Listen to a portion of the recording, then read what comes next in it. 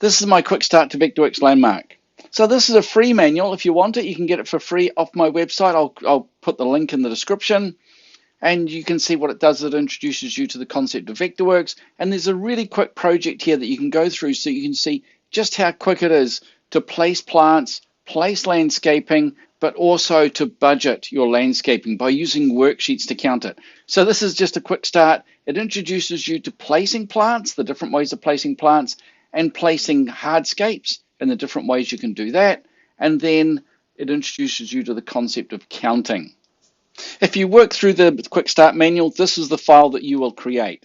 You can see I've got my plants, I've got different plants here, I've got my hardscapes, and this is the worksheet that you will learn to count with. It just shows you just how powerful it is. I've just deleted something, I'll recalculate it, and you can see it's updated that automatically.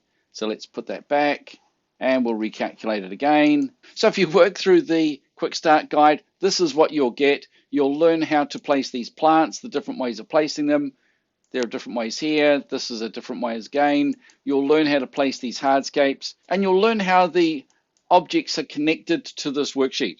So if you want this, it's free, completely free, and the link will be in the description. So please go down and get it and have fun with it. See ya.